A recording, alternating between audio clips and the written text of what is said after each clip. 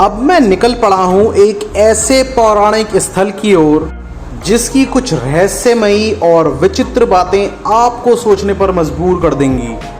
और जाएंगे उस स्थल पर जहां परशुराम जी द्वारा किया गया था महादेव के शिवलिंग को स्थापित। और साथ ही हम जानेंगे गढ़मुक्तेश्वर के इतिहास के बारे में। और साथ ही मैं ये भी बताऊंगा कि इस नगरी का नाम आखिर गढ़मुक्तेश्वर कैसे पड़ा। हर हर गंगे, ये है गढ़मुक्तेश्वर का बहुत ही प्राचीन श्री गंगा मंदिर। तो मैं आया हूँ इस वक्त भारत के ऐसे प्राचीन मंदिर में जहाँ की मंदिर की सीढ़ियों से आती है विचित्र किस्म की आवाज़, वो चौंका देती है। हम बात कर रहे हैं गढ़मुक्तेश्वर के बेहद प्राचीन और ऐतिहासिक प्राचीन श्री गंगा मंदिर की। यह मंदिर गंगा नदी से 5 किलोमीटर की दूरी पर है। और इस मंदिर की खास बात यह है, इस मंदिर की ये सारी सीढ़ियाँ, बताया जाता है कि इस मंदिर की सीढ़ियों पे पत्थर मारने पर जो आवाज़ निकलती है उसे सुनकर आप लोगों को बहुत हैरानी होगी, क्योंकि वो वैसी आवाज़ नहीं होती जो पत्थर मारने पर साधारण तौर पर आती है, बल्कि इसमें पत्थर मारने पर ऐसी आवाज़ आती है मानो आपने पानी पर पत्थर मारा हो। गढ़मुक्तेश्वर के पौराणिक इतिहास के बारे में बात करें तो शिव पुराण के अनुसार एक बार महर्षि दुर्वासा मंदराचल पर्वत पर तपस्या करने में लीन थे। तभी वहां पर भगवान शिव के गण जय और विजय घूमते हुए पहुंचे और महर्षि दुर्वासा का जो है मजाक उड़ाने लगे। तब दुर्वासा ने क्रोधित होकर जो शिवजी जी के गण थे उनको पिशाच बनने का श्राप दे दिया। श्राप की बात सुनकर शिव के गण महर्षि दुर्वासा के चरणों में गिरकर उससे मुक्त होने की प्रार्थना भी करने लगे। तब महर्षि दुर्वासा ने कहा कि तुम्हें अगर इस श्राप से मुक्त होना है तो तुम्हें शिव वल्लभपुर नामक जगह जाकर भगवान शिव की तपस्या करनी होगी। इसके बाद जो शिव जी के गण थे वो दोनों शिव वल्लभपुर आए, यानी कि जिसे हम आज का गढ़मुक्तेश्वर कहते हैं। और यहाँ पर आकर उन्होंने कार्तिक पूर्णिमा तक भगवान शिव की तपस्या की। उनकी तपस्या से प्रसन्न होकर भगवान शिव ने पिशाच बने गणों को मुक्ति दी। तब से इस स्थान का नाम गढ़मुक्तेश्वर और बाद में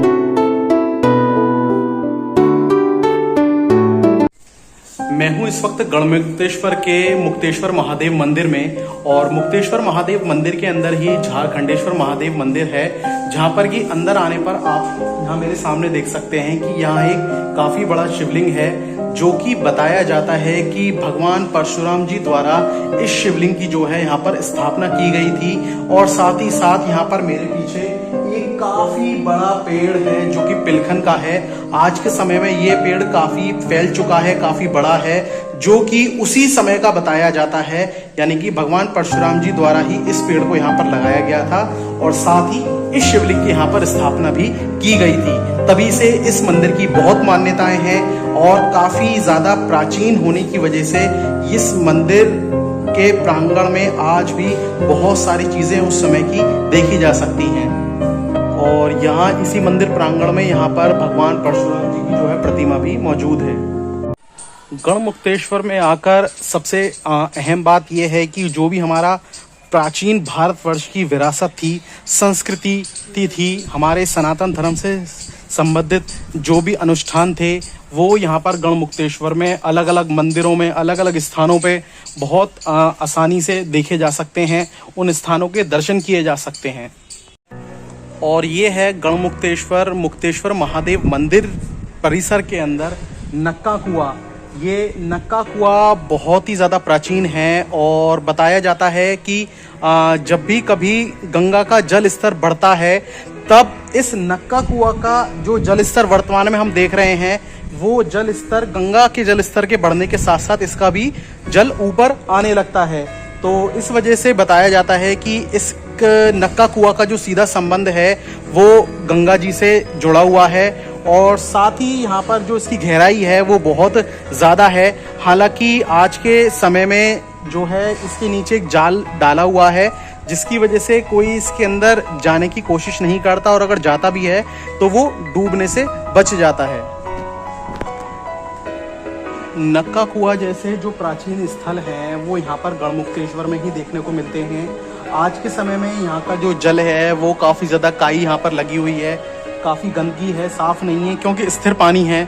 लेकिन इसकी जो मान्यता है वो इस स्थल की वो बहुत काफ़ी मानने वाली है।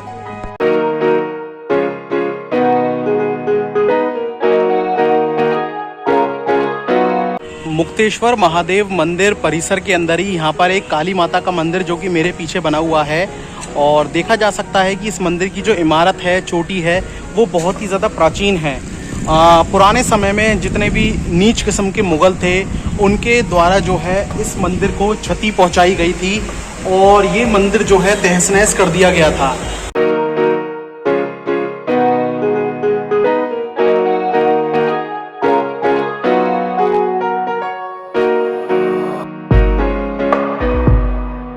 उस समय पर मंदिरों को जो है मुगलों ने मंदिर को जो है मस्जिदों का रूप दिया था, जिसमें कि आज भी देखा जा सकता है कि जो इस मंदिर का जो ऊपरी हिस्सा है वो आज भी उसका जो ढांचा है वो कुछ वैसा ही है। और बताया जाता है कि मुगलों के बाद जो है यहाँ पर मराठा आए थे और मराठाओं ने यहाँ पर मूर्तियों की पुनः प्राण प्रतिष्ठा करके जो है फिर से यहाँ पर इस मंदिर को एक तरीके से नया रूप दिया था, उसका जीर्णोद्धार किया गया था। लेकिन मराठाओं द्वारा जो है यहाँ पर इस मंदिर को जो मुगलों के द्वारा बनाए गए ढांचे थे उसी में उसे परिवर्तित कर दिया गया है।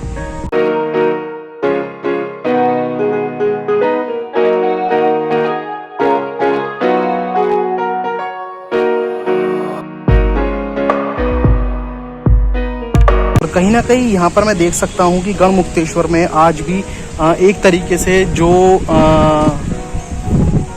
यहाँ का जो प्रशासन है उन्होंने इस चीज़ की जो देखरेख है वो बहुत ही ज़्यादा अच्छी तरीके से नहीं कर रखी है। ख़ास तौर से यहाँ की जो प्रशासन है उन्हें इन सब चीज़ों पर ध्यान देना चाहिए ताकि हमारा जो सनातन धर्म है, हमारी जो ये सांस्कृतिक प्राचीन विरासत है उसको लंबे समय तक संजो के रखाया जा सके और इससे आगे आने वाला जो जनरेशन है, समाज है, उनसे काफ़ी सारी चीज़ों को लोग देख सकें, सीख सकें और अपने धर्म पर गौरवान्वित महसूस भी कर सकें। गढ़मुक्तेश्वर के सबसे प्रसिद्ध ब्रज घाट पर स्नान करने और उसके बाद बोटिंग करने के बाद थोड़ा पैदल चलते ही मैं आ पहुंचा अपनी अगली डेस्टिनेशन पर, जहां सबसे पहले मुझे दिखाई दी अमृत परिसर धर्मशाला। आपको बता दें कि अमृत परिसर धर्मशाला यह गढ़मुक्तेश्वर की एकमात्र धर्मशाला है और इसे धर्मशाला ना कहकर एक अच्छा होटल कहें तो भी बेहतर होगा, क्योंकि यहाँ के संचालक से बात कर पता चला कि यहाँ जो नॉर्मल रूम्स हैं उसके अलावा यहाँ पर एसी रूम्स भी अवेलेबल होते हैं, जिसका जो किराया है वो 1400 रुपये है। हमने यहाँ के संचालक से बात की और बातचीत में उन्होंने मुझे बताया कि गढ़मुक्तेश्वर का क्या इतिहास रहा है, उसकी पुरानी स्थिति और साथ ही वहाँ के सौंदर्यकरण के बारे में भी उसने मुझे जानकारी दी। इसी धर्मशाला के ठीक दाहिनी ओर स्थित है गढ़मुक्तेश्वर के सबसे पुराने मंदिरों में से एक अमृत परिसर मंदिर। अगर आप यहाँ आते हैं तो यह मंदिर अवश्य देखें। 3 मंजिला इस मंदिर में आप धार्मिकता और पौराणिकता दोनों के दर्शन कर लेंगे। हमने वहाँ के इतिहास के बारे में पुजारी से बात की और उन्होंने गढ़मुक्तेश्वर के इतिहास से संबंधित काफ़ी सारी जानकारियाँ हम लोगों को प्रदान की।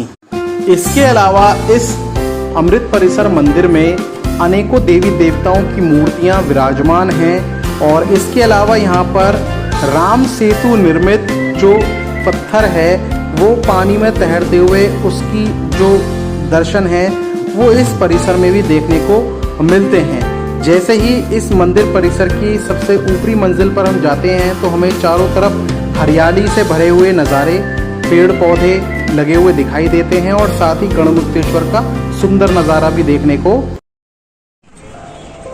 अमृत परिसर धर्मशाला यानी कि अमृत परिसर मंदिर भी जिसे हम कह सकते हैं, उसमें कुल मिलाकर 4 मंजिल हैं और इस वक्त मैं चौथी मंजिल पर यानी कि जो सबसे ऊपर का परिसर है उसमें मौजूद हूँ।